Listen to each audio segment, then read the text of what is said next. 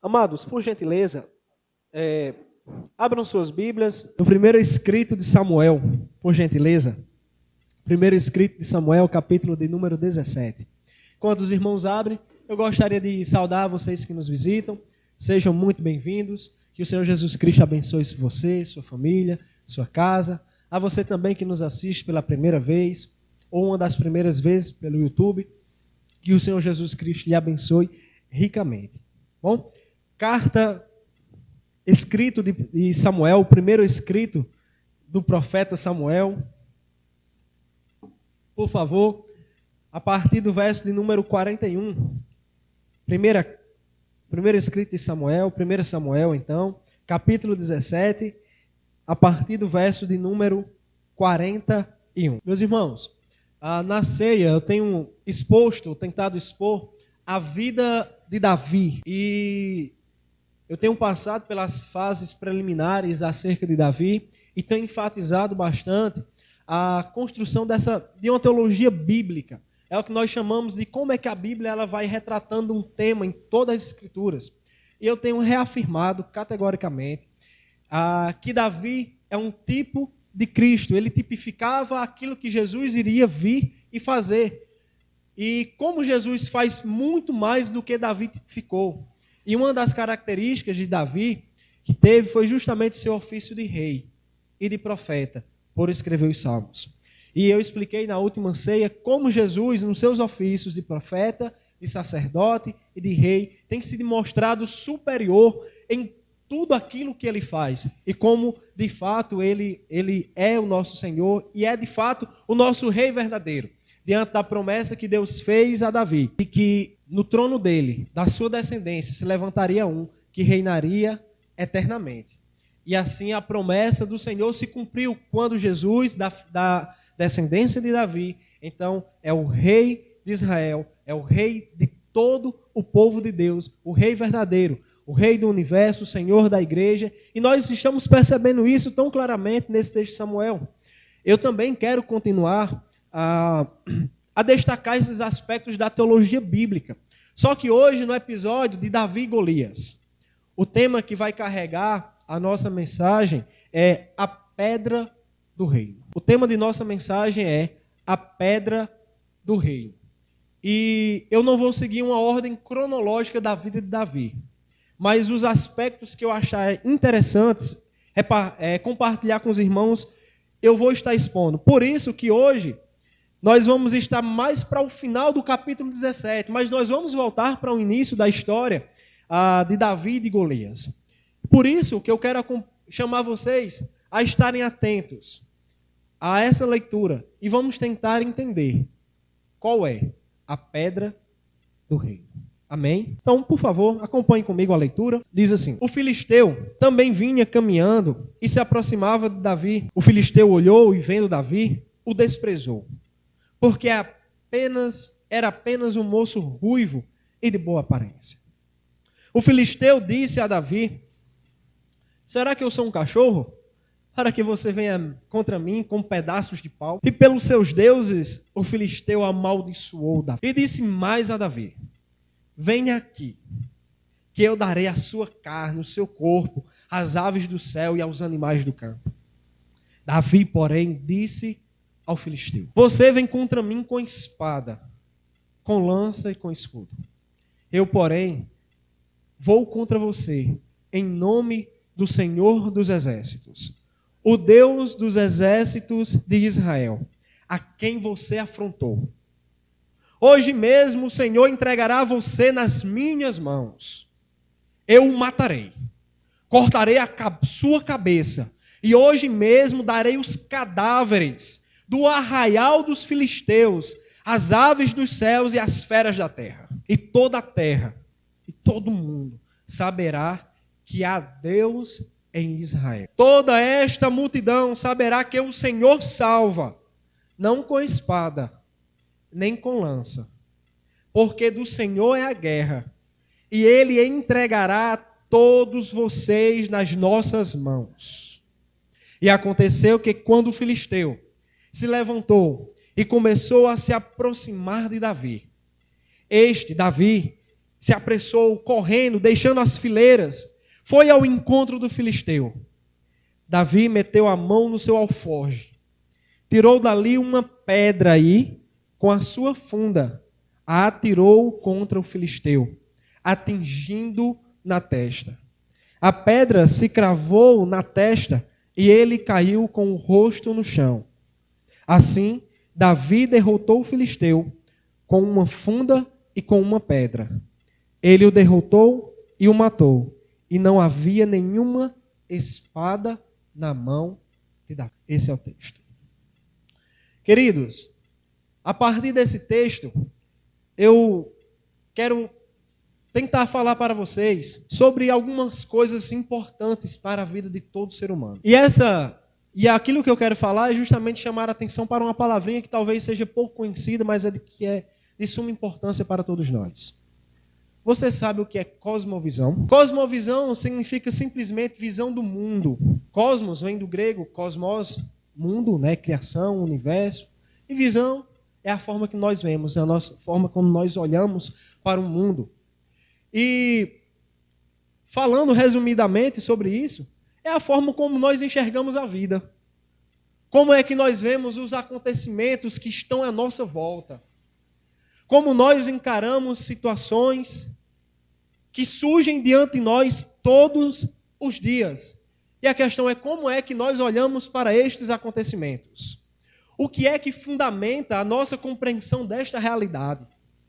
O que é que para nós nos motiva a ver aquilo que acontece à nossa volta e a afirmarmos com certeza que o que está acontecendo é por causa disso ou daquilo outro?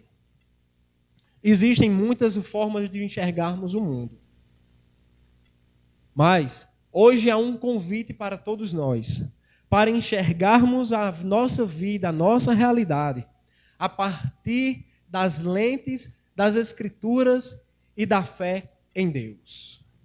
O nosso chamado é a percebermos de que a nossa realidade vem justamente de Deus, que é o Criador do universo e é o sustentador da vida e de todas as coisas que há neste mundo. Muitos acreditam que a forma correta de enxergar o mundo é de uma visão evolucionista. E aí, nesse aspecto, tudo depende do homem, para o homem e pelo homem. Você é o fim de todas as coisas.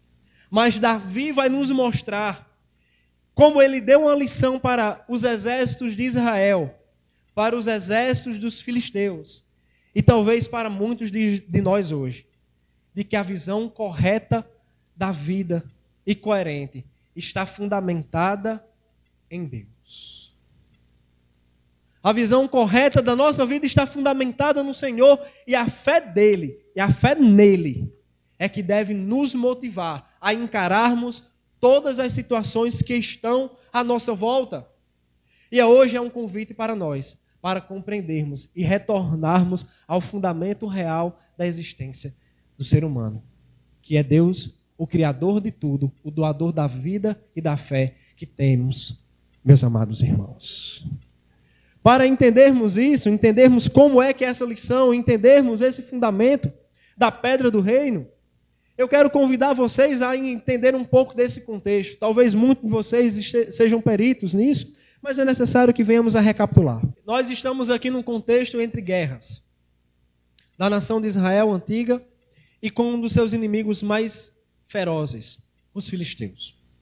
Israel estava em guerra, Saul aqui estava liderando o acampamento dos filisteus, Davi estava com seu pai Jessé em casa, cuidando de suas ovelhas. E os 3 irmãos mais velhos de Davi vieram então para o acampamento apoiar Saul nesta guerra e nessa peleja.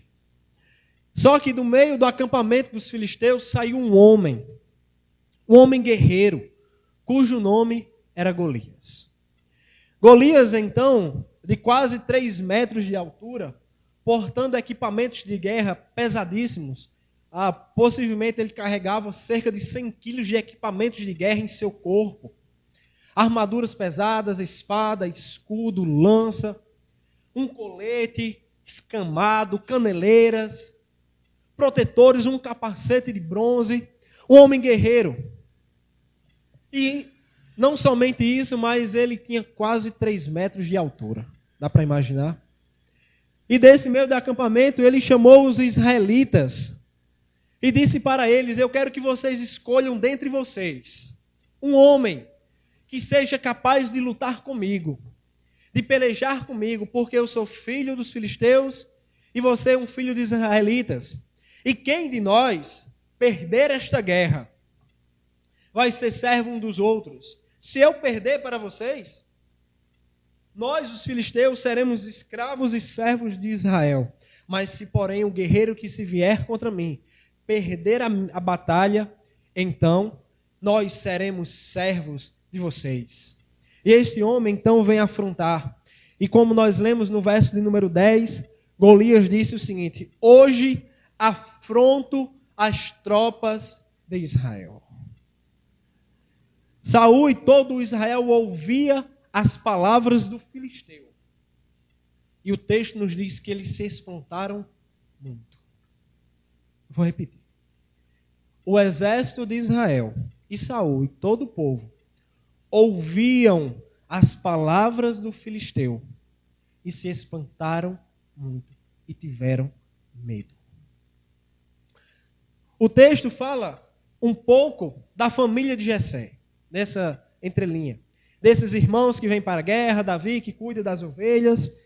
E então Jessé chama seu filho caçula, Davi, dá uma comida para ele, dá um suprimento para ele, e diz: você agora vai levar essa comida para os seus irmãos, esse queijo para o general, para o comandante, vai levar o suprimento e ver se os seus irmãos, eles estão bem ali naquela luta, se está tudo nos conformes.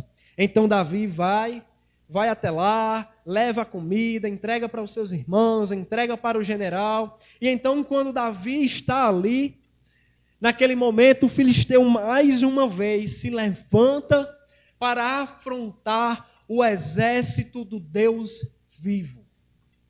Um homem apenas, durante 40 dias, se eu não me engano, ele veio e afrontou aquele povo, se levantava e via. Dia após dia o filisteu afrontava. Eles em um vale e Israel em outro. E eles estavam morrendo de medo de apenas um homem. O exército de Israel estava tremendo de medo. E Davi então escuta essa afronta. O texto nos diz no verso de número 24, todos os israelitas, vendo aquele homem, fugiam diante dele e temiam ele grandemente. Só que, ao contrário de todo aquele exército, o homem menino caçula tem uma postura totalmente diferente. E ele declara para todos aqueles que estavam ali próximo dele ouvirem. A declaração de Davi, no verso de número 26, é a seguinte: afinal de contas, quem é este filisteu incircunciso para desafiar os exércitos do Deus vivo? Quem é ele? Davi entendeu que a afronta que Golias estava fazendo não era homens. Davi tinha uma consciência bem real da realidade.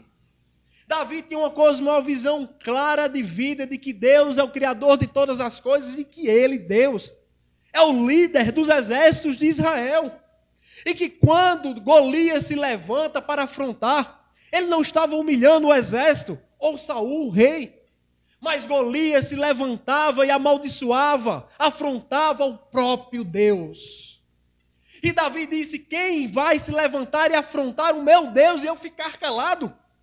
Quem é este homem incircunciso, longe da aliança, o homem ignorante acerca de Deus, sem conhecimento algum de Deus, sem saber quem de fato Deus é? Ele não tem noção alguma que Deus é o Criador do universo, o Senhor de todos os exércitos, aquele que lidera todas as guerras e que sabe muito bem quem são os guerreiros que estão em cada exército.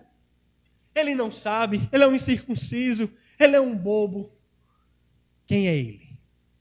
Essa pergunta é retórica. Ele não sabe quem é Deus. A verdade é que Davi, ele dá uma lição importante para todos nós. Nós não podemos ficar calados, nos conformar com situações que afrontam o nosso Deus. Para nós é tão fácil aqui não combatermos certas ideologias deste mundo que se levantam contra Deus.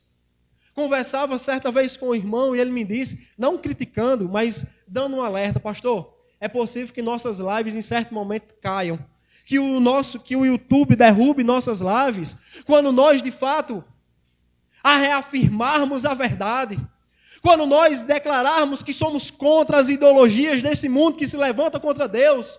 Mas será que nós teremos medo se eles irão derrubar as nossas lives? Excluirão o nosso canal? Tirarão a palavra que já foi pregada aqui, os louvores que já foram entoados? Nós não poderemos ter medo.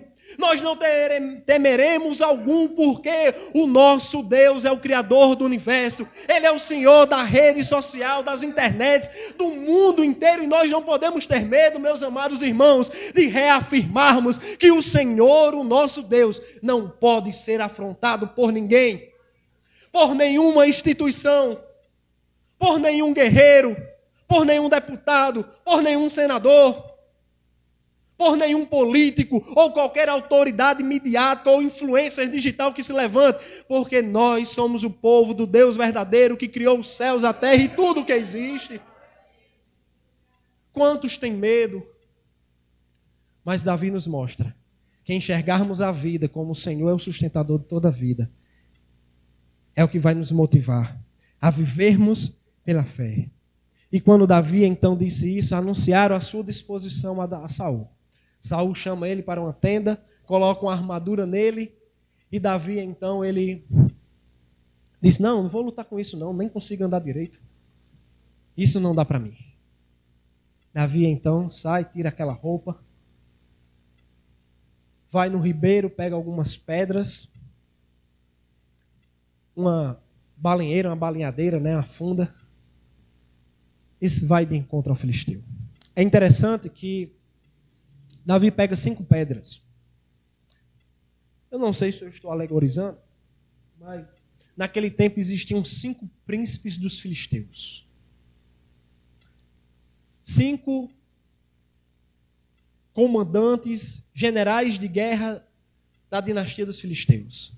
Quem sabe Davi não estava preparado não somente para enfrentar Golias, mas para derrotar até os 5 príncipes que ali estivessem. Mas o texto vai nos dizendo que então Davi se aproxima e coloca-se de encontro a Golias. Davi se depara então com aquele homem e escuta exatamente as palavras que nós lemos, o contexto do qual nós lemos agora no início do texto. E quando Davi vai se aproximando, ele diz algo interessante para o povo de Israel no verso de número 32. Ninguém deve ficar com medo deste filisteu. Eu vou lutar contra ele. Foi questionado então sobre a sua experiência em guerra. Interessante quando nós somos jovens, e vamos fazer alguma coisa importante, as pessoas sempre nos perguntam, qual a sua experiência? Você já fez isso alguma vez na vida? Você sabe fazer? Será que você é capaz realmente de fazer isso? Mas perguntaram a Davi. E a fala de Davi é a seguinte: olha, eu tomava conta das ovelhas do meu pai. E quando um leão abocanhava uma das nossas ovelhas, eu deixava um guarda tomando conta do rebanho e ia atrás do leão. Se o leão quisesse lutar comigo, o teu servo aqui agarrava o leão pela barba e feria-lhe com espada.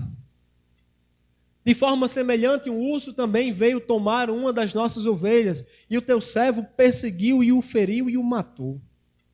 O Senhor me livrou das garras do urso e do leão. Ele também me livrará das mãos do filisteu. Para Davi, a sua vida e a sua segurança não estavam em lugar nenhum senão nas mãos de Deus. O sustentador da vida de Davi é o próprio Senhor. É por isso, meu amado, minha amada, o Senhor é que tem sustentado tua vida até agora. Você poderia estar dobrando a esquina no final do culto e um carro pegar você, não é, Fernanda? Mas se não fosse a mão do Senhor, poderia ser diferente. Poderia estar andando de moto, carregando o bujão, e de repente sair um cachorro na rua e com todo o gás no chão. Mas o Senhor tem te livrado. Poderia estar indo daqui para João Pessoa de moto, nessas BR, tanta gente imprudente, não é? Alguém poderia ter te pegado. Você poderia estar simplesmente em casa, cozinhando, e de repente algum acidente acontecesse. Meu filho tomou um frasco de remédio, graças a Deus que não era veneno. É o Senhor quem tem sustentado nossa vida. Nessas ladeiras, né, de Bananeira para Solânia, quantas caminhadas a pé, quantos finos de carro e de caminhão, mas o Senhor tem sustentado. É o Senhor que então não tem deixado o coração do seu esposo parar.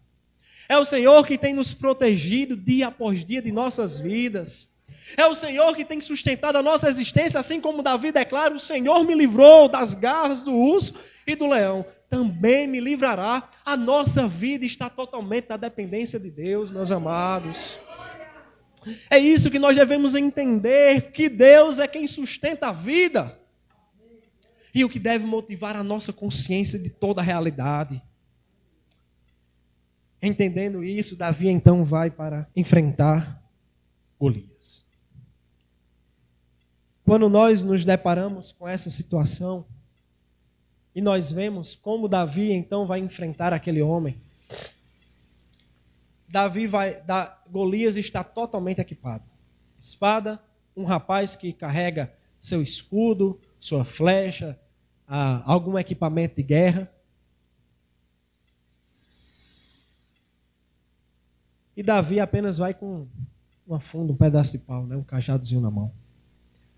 Quando nós vemos a resposta dos filisteus, que diz de que Golias o amaldiçoou pelos seus deuses. E então a resposta de Davi contra a maldição do filisteu é: você vem a mim com espada, com escudo, com tudo que é de direito, mas eu vou a ti em nome do Senhor dos Exércitos. Davi agora estava colocando um contraste claro que surge em todo o Novo Testamento. Quem de fato é o Deus verdadeiro? Qual é então o Deus verdadeiro? Agora não é simplesmente uma briga, uma rixa de gangues, de filisteus e israelitas. Agora é uma demonstração clara para ver quem é o verdadeiro Deus. Mas assim como foi no Carmelo, que Elias venceu os profetas de Baal. Assim como foi com Noé diante de toda a sua geração, de que a fé de Noé, proclamando o juízo divino, prevaleceu. Assim como foi, meus amados irmãos, na profecia de Jeremias com os reis de coração duro de Israel que não quiseram se render à Babilônia. Assim como foi, meus queridos irmãos, com Sadraque, Mesaque e Abednego, diante da fornalha ardente que Nabucodonosor os preparou para eles. Assim, meus amados irmãos, como foi com Daniel na cova dos leões, assim como foi com Cristo Jesus na tumba, no sepulcro, e ali ele saiu vitorioso, aqui também Deus sai vitorioso, meus amados irmãos. O Senhor está demonstrando durante toda a história da redenção que Ele é o verdadeiro Deus. Que nenhum falso Deus, que nem a incredulidade dos homens, que nem essa sociedade, que nem um julgamento dos reis, e nem a morte poderá vencê-lo. Ele é o Senhor de toda a vida. Ele é o fundamento da existência, é por isso que ele não pode ser derrotado. E Davi então expõe mais uma vez esse Deus guerreiro, vitorioso, poderoso, protetor e sustentador da vida, que não vai ser afrontado por falso Deus algum. Glórias a Deus. Que batalhas, ou quais batalhas você tem enfrentado? Que talvez tenham te feito duvidar do Senhor. Que dificuldades em tua vida estás passando? Será que algo tão difícil para Deus? Será que algo nesta sociedade, na incredulidade dos homens, ou de um falso Deus que tem se levantado contra a tua vida e a tua família, Deus não vai perder. Ele vai sair vitorioso. Ele vai derrotar qualquer um que se levantar contra ele. A incredulidade dos homens, a sociedade incrédula e perversa que está com o coração distante do Senhor, reis, governantes e até a morte. Nada pode derrotar, vencer ou humilhar o nosso Deus. Porque as Escrituras nos dizem: de Deus não se zomba. Deus não se zomba. E a história nós lemos e sabemos qual foi o fim dela. Golias, então, foi derrotado por Davi. E nós vimos tão claramente que Deus saiu vitorioso daquela peleja. Nós temos algumas lições importantes. A primeira delas, que eu gostaria que nós saíssemos daqui bem convictos. A primeira é de que Deus é o fundamento da vida e de nossa fé. Deus é o fundamento da vida e da nossa fé. Ele é quem tem regido toda a nossa história e tem estado conosco, com o seu povo dia após dia. E como fundamento também de nossa fé, meus amados irmãos, Ele tem justificado aqueles pela fé em Cristo Jesus. Ele é o justificador de todos nós. Ele justificou Davi ali naquela peleja, mas hoje Ele nos justifica com os nossos pecados.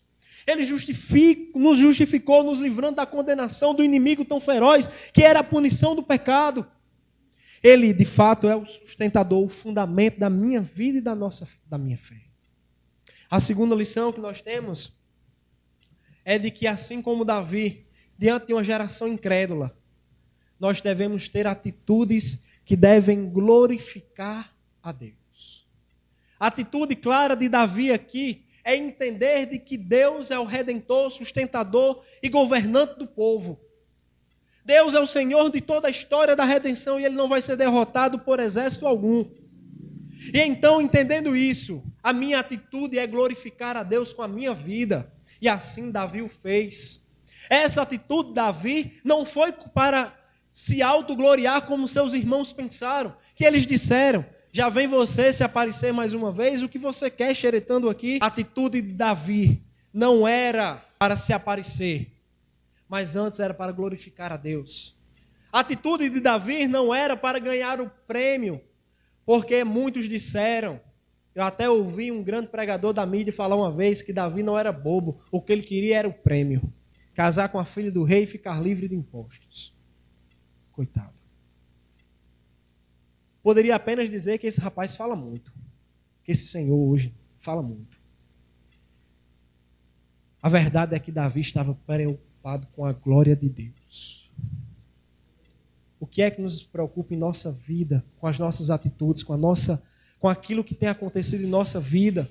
Será que nós estamos realmente preocupados com a glória de Deus ou com algum prêmio desse mundo? Muitos de nós são movidos pelo reconhecimento público, fama e uma recompensa palpável. Mas a maior recompensa de qualquer cristão nesse mundo é que Deus venha ser glorificado através de sua vida. Quer comais, quer bebais ou enfrentais gigantes, fazei tudo para a glória de Deus. Tudo, todas as coisas.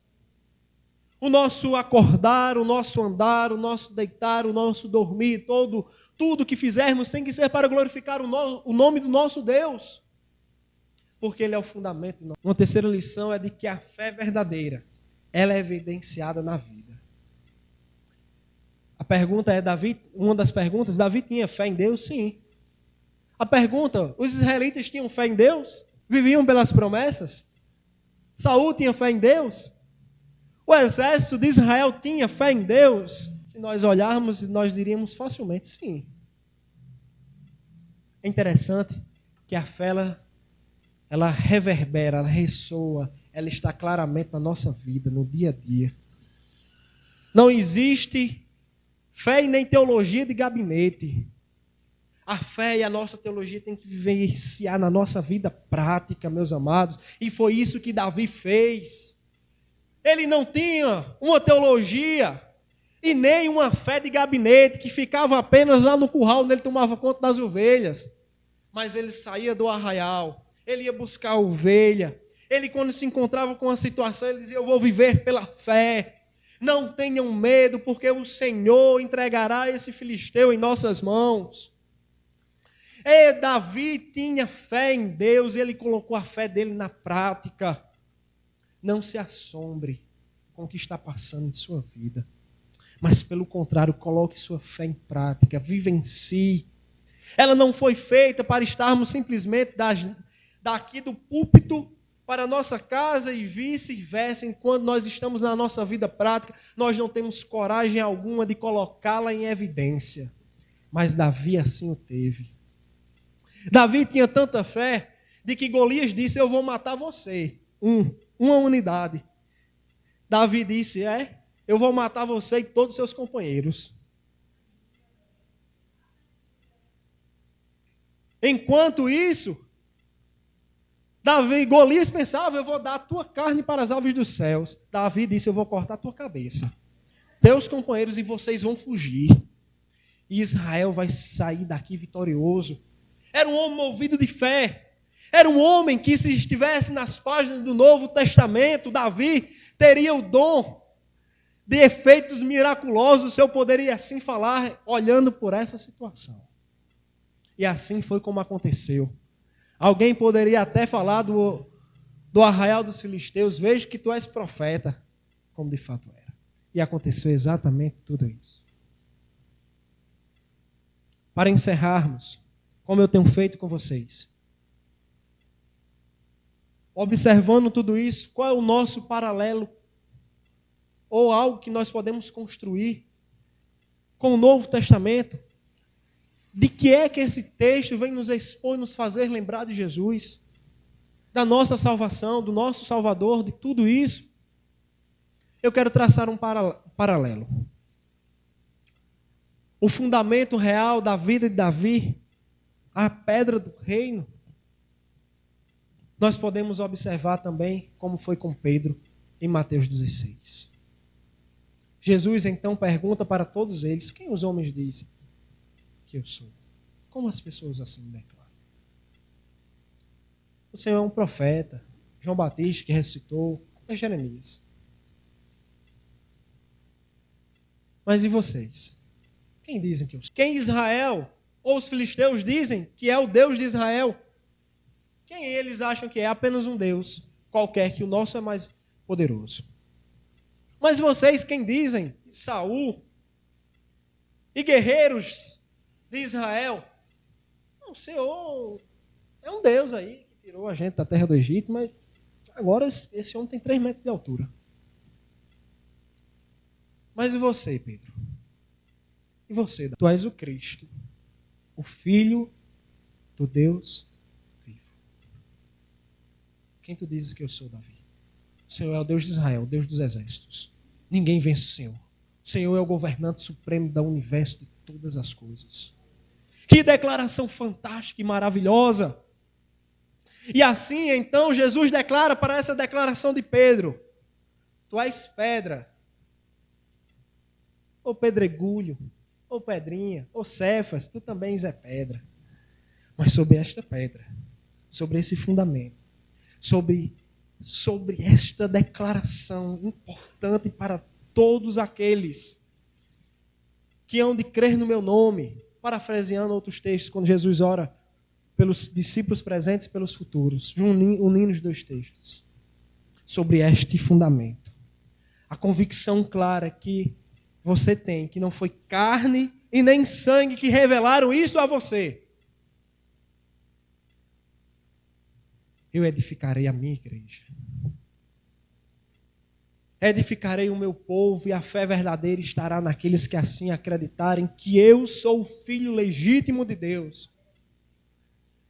E que essa declaração será o fundamento real que trará a cosmovisão real para vocês. O entendimento real da vida e da realidade que vocês têm passado. De que Jesus é a pedra do reino. De que Jesus é o fundamento real, a declaração clara que Cristo é o Filho do Deus Altíssimo. Assim como Davi declarou para que todos, para que ninguém estava vendo, ele é o rei dos exércitos, o senhor de todos os guerreiros. Golias, tu não sabes nada. Tu pensas que com a tua força tu vencerás, mas o nosso Deus está no comando de cada um daqui. Jesus é a pedra do reino. Não é como muitos pregaram, que a pedra que finalizou o reino de Davi, que assim concretizou, foi a pedra da testa de Golias. E não foi. A pedra real que a Bíblia evidencia é Cristo. Ele é a pedra que os edificadores rejeitaram. É a pedra angular de esquina que fortalece, que fortifica toda a boa construção. Cristo é aquele que nos faz pedrinhas espirituais que juntos, unidos, formamos o templo de Deus para a adoração ao Deus vivo. Cristo é o fundamento real da existência de todos nós. Cristo é aquele que nós edificamos a nossa vida sobre ele, que não importa os ventos que venham, as tempestades que surjam, os maremotos, porque a casa edificada sobre a rocha permanecerá firme, meus amados irmãos. O Senhor Jesus Cristo é a pedra que aqueles que estão confundidos de forma alguma tropeçarão nele, mas aqueles que tropeçam nele serão destruídos. Cristo é a pedra real do reino de Deus, que fundamenta, que solidifica o reino de Deus. Não é aquela pedrinha que foi na testa de um gigante que finalizou ou que reafirmou o reinado de Davi, mas sim foi a sua fé em Deus. Cristo mostra que como pedra suprema do reino de Deus, ele supera qualquer pedra que surja no meio do caminho. Não é assim que João, o apóstolo João, nos mostra. Não é assim que João nos mostra e nos evidencia quando Maria Madalena, segundo a tradição, vem sendo escoltada por um grupo, prontos a apedrejarem ela, lançarem uma pedra enorme sobre ela e perguntam: Senhor, o que faremos com essa mulher? Porque a lei nos diz para apedrejarmos ela. Quem não tem pecado, que atire a primeira pedra. Não foi assim que ele assim venceu a pedra da condenação dos homens, da hipocrisia religiosa? Também João não nos mostra que a pedra do reino, Cristo, o que ela fez na vida de Lázaro depois de 4 dias, já defunto, morto, sepultado. Como Cristo assim o declara, que todo aquele que crer nele não morre, mas passa a ter vida. Quando ele disse: eu sou a ressurreição e a vida. Quando muitos disseram, quando ele disse: remova a pedra, eles disseram: Senhor, já é de 4 dias, o Espírito já foi embora, já está fedendo, Deus.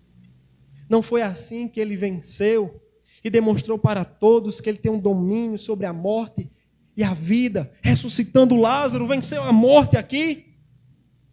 Não foi assim que parece pelo poema de Deus, ele leva possivelmente Maria Madalena mais uma vez ao túmulo. E ela preocupada quem removeria a pedra. Então João nos declara que quando ela chega lá, a pedra do sepulcro já está removida. Porque procurais entre os mortos aquele que vive? Porque procurais em outro fundamento que não é Cristo? Por que procuramos a nossa maneira de viver que não é no Senhor? O Evangelho nos mostra que Cristo é a pedra do reino, o fundamento real da existência de todos nós. Meus amados irmãos, Jesus Cristo é a fonte, é o fundamento de nossa fé. E eu quero encerrar esta palavra, essa declaração, de que a pedra do reino, dizendo a todos vocês, é Cristo Jesus. É Ele quem fundamenta toda a nossa fé, a nossa coragem de glorificá-lo, viver para glorificá-lo. É Ele quem nos dá a coragem de colocar a fé em evidência dia após dia, como foi Davi, de não termos medo dos opositores de Deus. E é por isso que hoje há um convite para todos nós a fundamentarmos a nossa vida na pedra do reino. Talvez você tenha se armado de tantas e tantas coisas. Tenha se visto até como pequeno Davi. Está até com a pedra preparada. Mas eu te digo, larga essa pedra. Esse evento de Davi já passou.